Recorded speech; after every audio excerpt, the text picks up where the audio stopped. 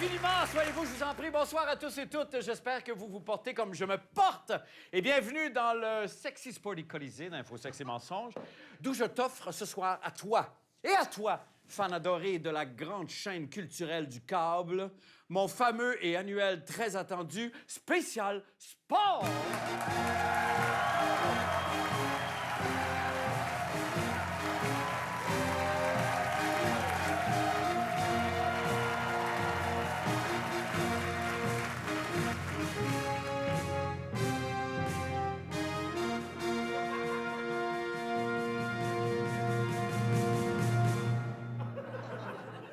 C'est long. D'ailleurs, excusez-moi, je ne sais pas si c'est moi. Est-ce que c'est moi ou... Ça, my goodness, je m'excuse, mon infaillible pif sportif ne s'y trompe jamais. Est-ce que je m'abuse ou est-ce que ça sent la coupe? Yeah! Oh! Oh!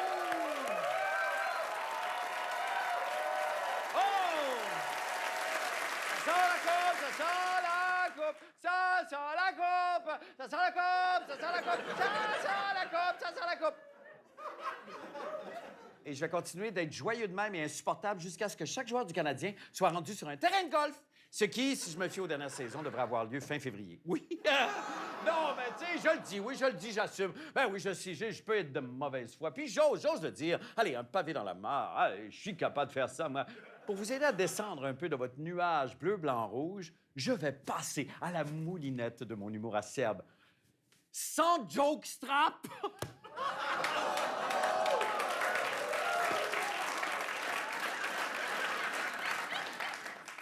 Et avec une mauvaise foi bien sentie et une bonne dose de démagogie bien de chez nous, je vais passer à la moulinette, une des vaches sacrées de mon Québec, le Canadien de Montréal. Est-ce que ça vous tente? Oui! Are you ready?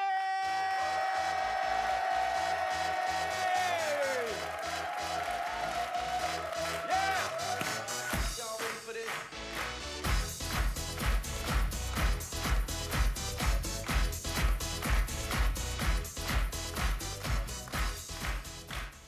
Hey, ça, c'est, je veux dire, il y a toujours bien une bout, là, tu sais. Première période. Alors, cher Canadien de Montréal, tu sais combien je t'aime. Et je sais bien qu'on est en hashtag 2016 et que la mondialisation est à la mode, mais come on! Juste 4 joueurs francophones dans toute ton équipe? Écoute, le but, c'est de gagner, mais il y a des bons Québécois partout dans la Ligue nationale. Puis, on va faire le mieux possible pour pas les manquer. On va mettre du staff, puis on va partir de là. On va commencer avec ça. On va commencer avec ça. Et le plus mieux du Canadien, ça donne que le 17 février 2016, ils ont joué pour la première fois de leur histoire une partie sans qu'il y ait un seul francophone sur la glace. Moi, je dis ça de même, mais dans les funky 70s, il y a déjà eu jusqu'à 15 Flying Frenchmen dans l'équipe. Ils ont pu boire du champagne dans 6 coupes Stanley. 6 coupes! Puis dans les Glorious 50s, quand nos gars avaient des prénoms typiquement québécois, là, comme Maurice, Jean puis Boum Boum, on a gagné 5 coupes de suite. Aujourd'hui, 0 coupe Stanley, puis on vire fou de joie dans la tête quand on entend un joueur faire semblant qu'il sait c'est qui Marimé. Je suis content de jouer demain. Cette nomination est très importante pour moi. Et là, il y a toujours un journaliste pour lui demander « Hey, aimez-vous ça, Montréal? Do you love Montreal? Please! Come on, do you love Montreal, please? Just tell me to me! » Hey, la cave! C'est bien évident qu'il aime Montréal. On le paye 8 millions par année pour qu'il boive du Gatorade sur un banc. Fait qu'arrête d'y demander s'il aime Montréal, puis check-le avec lui à la place s'il est capable de dire « Thank you, suckers » en bon français. Pacquiao! Yeah! Top corner, 1-0, yeah, yeah, yeah, yeah, yeah, yeah! Bon. Hey, hey, come on. Hey.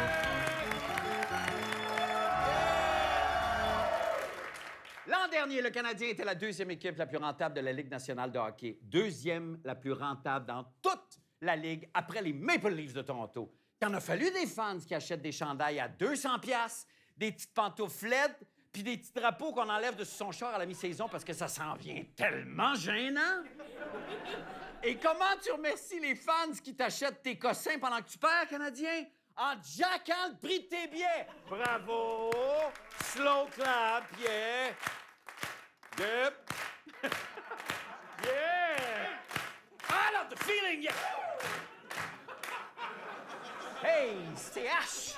Si j'ai envie de flamber mon cash à boire de la bière qui pacte pas en regardant du monde patiner 3 soirs par semaine, je vais m'asseoir devant le canal parlementaire avec une Coors Light en pitchant des 100$ par la fenêtre. Zazing! Come on! Slap shot! 2-0 la break! Yeah!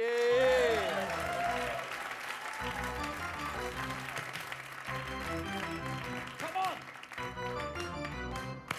OK. Loin de moi l'idée de tourner le fer dans la plaie, mais évidemment, à la fin de l'an dernier, comme on sait, le Canadien malheureux... puis de la merde. Ron! Ron, my friend, my buddy! Tourne le fer pendant qu'il est chaud. Je t'écoute, Le Canadien, Ron. entre-temps, mangez votre pain noir. Une exclusion des séries, la première sous Marc Bergevin et Michel Leterrier. Les deux doivent, selon moi, je le répète, revenir l'an prochain, en septembre. Puis, Michel, fais ton bout de chemin, puis on verra par la suite. Mais pour le moment, on garde les mêmes gars.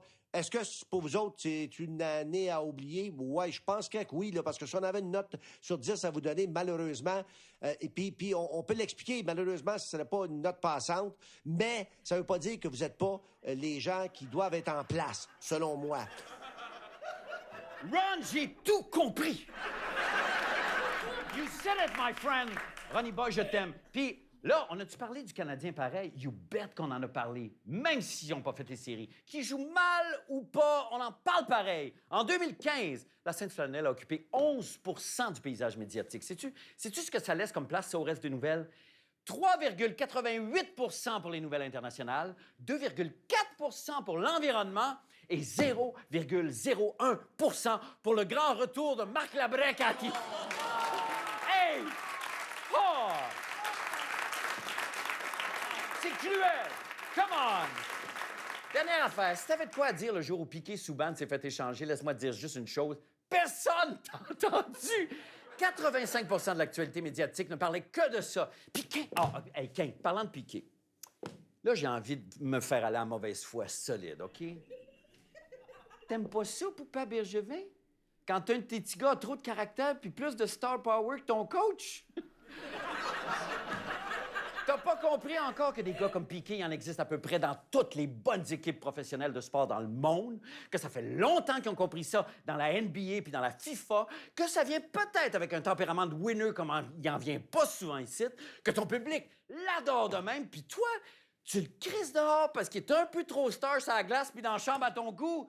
Hey! Tu le payes-tu 72 millions pour qu'il score ou bien qu'il finisse son assiette, qu'il mette son petit pyjama Winnie the Pooh puis qu'elle se couche à la même heure que tout le monde? Kaboom! 3-0, le clan Marco! In your face! Yes! Gagné! Comment? Hey! Qu'est-ce qui se passe, quoi?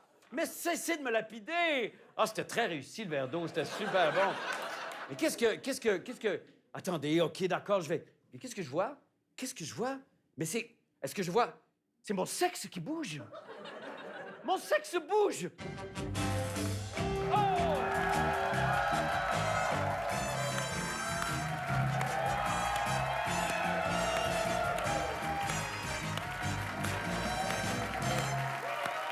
Mesdames et messieurs, Charles Prévost-Linton, la voix officielle du Canadien de Montréal de 2002 à 2014. Charles! My God! Charles! Marc, n'oublie jamais que tel qu'il est écrit dans le vestiaire de nos glorieux, nos bras meurtris vous tendent le flambeau. À vous toujours de le porter bien haut. Oh.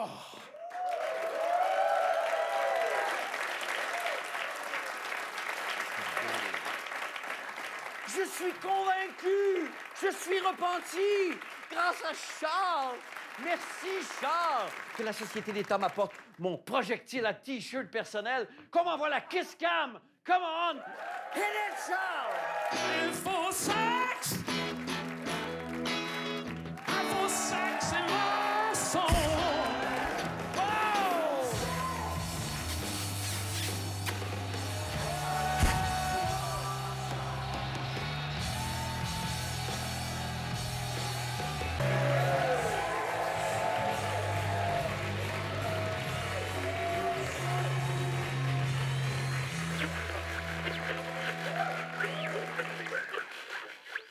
Ah, vous voilà! Vous m'excuserez, c'est parce que j'ai pris un moment pendant la pause pour c'est que là, toute cette virile discussion sur le sport m'a donné envie de réentendre un commentaire que mon fan numéro 1 et nouvel ami devant l'Éternel, M. Éric Duhem, avait fait à la radio cet été quand, au début des Olympiques, il y avait que des filles qui gagnaient des médailles pour le Canada. Là, ça avait comme un peu, pas mal décontenancé Éric, lui qui pourtant, God knows, se laisse pas souvent décontenancer dans la vie. Attendez, je vais juste essayer de retrouver... Je sais, c'est étonnant, là, c'est pas évident, c'est parce qu'il faut un appareil des années 40 pour pouvoir synthétiser Éric. Alors, je vais... c'est pour ça que je pense qu'on va l'entendre. Je pense que je l'ai, je pense. Oui, je l'ai. Est-ce que, d'après vous, le fait qu'on soit rendu avec 100% de nos médaillés à Rio, puis on est tous fiers d'elles, puis on les félicite toutes, puis à chaque fois qu'ils gagnent, on crie, puis on les encourage, puis on est bien contents, là. Mais on a mal aussi de voir que nos gars, ils reviennent, eux autres, qui ont toujours les mains vides. Est-ce que pour vous, c'est une preuve que les femmes dominent dans notre société aujourd'hui en 2016? C'est la question que j'ai envie de vous poser ce midi. Appelez-nous 670-9330.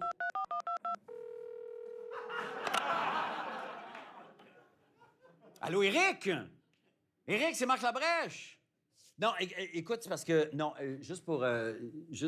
non, les femmes dominent vraiment pas dans notre société. Comme vraiment pas, là, Éric, OK? OK, es-tu moins décontenancé, comme? Ben, ça me fait plaisir. Ça, c'est le fun. Anytime. OK, on se rappelle la semaine prochaine quand tu te demanderas si l'assurance emploi, c'est pas la preuve qu'on vit en Union soviétique? OK, parfait, c'est parfait. Ben, il faut que je te laisse, Buddy, il faut que je te laisse en ondes. Ou non, toi, raccroche. Non, toi, raccroche. Non, toi. Toi, raccroche, come on. C'est moi qui ai raccroché la dernière fois. Là, c'est toi ton tour. C'est toi qui vas raccrocher. OK, on raccroche en même temps. 1, 2, 3, go. OK. Hey! Ah, que je l'aime, ce gars-là. Je lui avais donné le radio. Merci, Mélanie. Fait que... Non, désolé, mais non, les femmes ne dominent pas notre société. L'équité entre les sexes est loin d'être acquise et certainement pas dans le sport. Voulez-vous que j'avance des preuves pour étayer mes dires? Non! Ah, j'étaye quand même, vous m'empêcherez pas d'étayer. Sachez qu'en 2014, sur l'ensemble des émissions sportives diffusées sur les chaînes de télé canadiennes, seulement 4 présentaient des matchs ou des compétitions de sport féminin. Et la moitié de ce 4 %-là était consacré aux Jeux de Sochi, et au tennis professionnel féminin. Ne vous laissez pas berner par les forces du mal qui veulent vous faire croire que l'équité des sexes existe dans le sport. Laissez-moi vous présenter le grand cercle vicieux du financement du sport féminin, ou comme je l'appelle souvent par son petit nom, le GFCF. Si t'es né avec 2 chromosomes X, ton sport occupera très peu de temps d'antenne because le grand cercle que voici derrière moi. On voit moins de filles faire du sport à la télé. Les compagnies sont donc moins intéressées à acheter de la pub pendant un match de sport féminin que pendant une reprise de Célibataire et nu à minuit et demi à V. Femme idéale, bien physiquement, c'est sûr, moi j'ai des critères vraiment hauts. Faut qu'elle soit vraiment belle physiquement, sportive, des seins, ben, je veux qu'ils soient quand même assez gros, je te dirais. On en déduit que les sportives sont donc moins rentables que les sportifs. Les athlètes féminines feront moins d'argent que leurs pendant masculins. Le sport féminin sera donc beaucoup moins financé, les athlètes féminines moins représentées et il y aura donc toujours moins de filles qu'on verra faire du sport à la télé. Voilà. Alors, quant à nos mâles de la Sainte Flanelle, eux pourraient être remplacés par des poodles qui patinent en s'appuyant sur une chaise, qu'on continuerait quand même de diffuser leurs matchs en prime time puis de les mettre sur le front du Journal de Montréal une journée sur 2. Vous me suivez, là, jusqu'à là? OK, ça va bien. Donc, voilà donc, en substance, le fameux GDF que je veux. Ce qui explique pourquoi, cher sexy menteur, quand on fait la liste des 100 sportifs du Forbes les mieux payés au monde, on y retrouve seulement 2 femmes, Serena Williams, 40e, et Maria Sharapova, 88e. Les parties du Forbes, le seul party au monde où ça va plus vite d'aller pisser dans les toilettes des femmes que dans celles des gars. Et en plus de l'écart financier, s'ajoutent aussi les bons vieux doubles standards esthétiques, comme dans le cas de Silvana Lima, cette Brésilienne championne de surf qui a eu de la difficulté à se trouver des commanditaires, même si elle est une des meilleures au monde. Pourquoi? Eu não sou modelinho, eu não sou bonitinha, eu sou surfista profissional. As marcas de surf, eles estão pensando muito a parte feminina, é muito modelos e surfista no mesmo tempo. Os homens não têm esse problema. Non, vraiment pas les mêmes problèmes. Et en plus, selon une récente étude, les hommes auraient 3 fois plus de chances d'être mentionnés dans un contexte sportif, alors qu'on parlerait de façon disproportionnée des sportives en fonction de leur âge, leur apparence ou de leur statut marital. Your marriage broke down, you became a single parent. How did your Olympic goal help get you through all that? C'est ça. Comment vit-elle ça? Moi, je sais pas comment elle vit ça. Je sais pas, je peux pas savoir parce que moi, la nature m'a doté d'un joli phallus plutôt que d'un bel utérus. Alors, je me sens bien peu apte à répondre à ça. Mon Dieu, que j'aimerais qu'une sommité sportive pertinente vienne compléter mon deuxième bloc de manière agréable. J'appelle la grande Nike, la déesse grecque de la victoire et du sport, mieux connue sous le patronyme de Marie-Josée Turcotte. Qu'on allume les basques et que l'équipe d'ingénierie de Radio-Canada tasse mon sexe.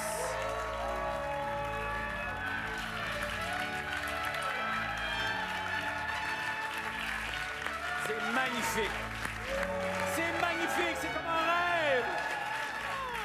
C'est comme un rêve, mon Dieu, Marie-Josée Turcotte. Merci infiniment. Merci beaucoup. On s'en va à la pause. On revient avec la déesse Nike. Marie-Josée Turcotte, à tout de suite.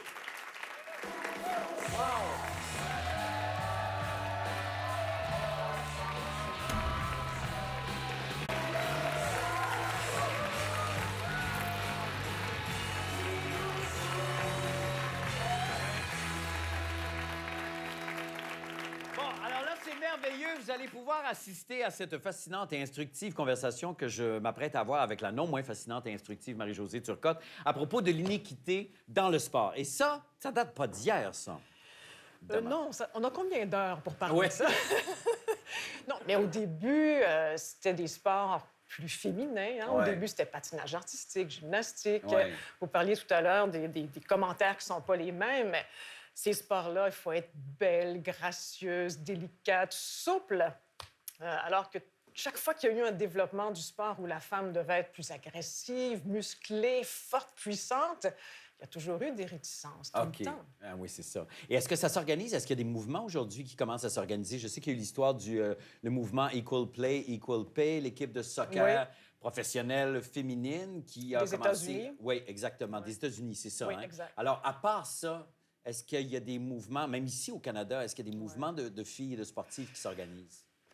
Il n'y a pas nécessairement des mouvements, mais il y a des revendications tout le temps, ça, c'est sûr.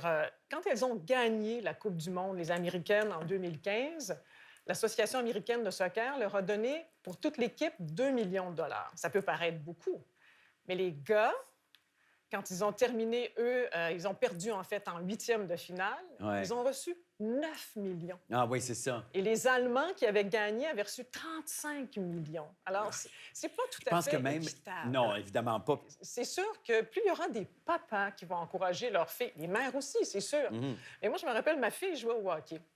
Il y a un moment donné, dans les estrades, il y a un papa qui se lève et dit « Allez, les filles, soyez pas polies! » Là, je me suis dit « Wow! » Un papa qui encourage les filles à être agressives, à prendre la rondelle, à vouloir gagner. Je me dis « Mais tranquillement,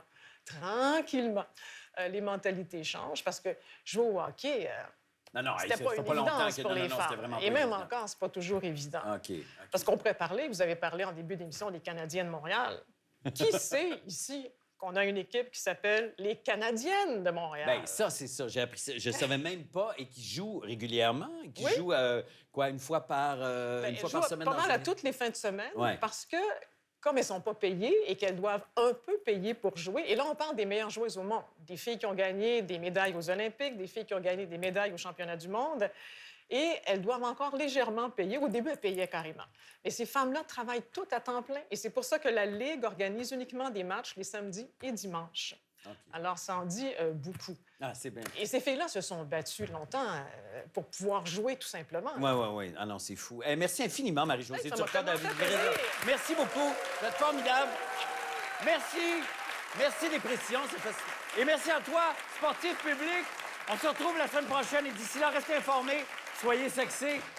Et si vous me mentez, mentez-moi avec toute l'allégresse d'un commentateur sportif européen. En dehors d'être bien habillée, elle est assez féline, hein? Beaucoup de charme, hein, Valentina? Un petit peu comme Monica Bellucci. Peut-être un petit peu moins de poitrine, mais bon. En tous les cas, moi, je connais plus d'un anaconda qui aimerait bien venir l'embêter un petit peu, cette jeune Cléopâtre canadienne. Ce faux départ me permet d'admirer le visage et un petit peu la plastique des concurrentes. Christelle, vous pourrez lui dire que c'est pas la seule à être excitée. Hein. Elle a un joli sourire, cette patineuse. Elle est charmante, elle est très sympa. J'avais fait une petite allusion d'ailleurs à son joli petit postérieur. Franchement, si on peut plus dire ça, c'est bon enfant, honnêtement. Bon,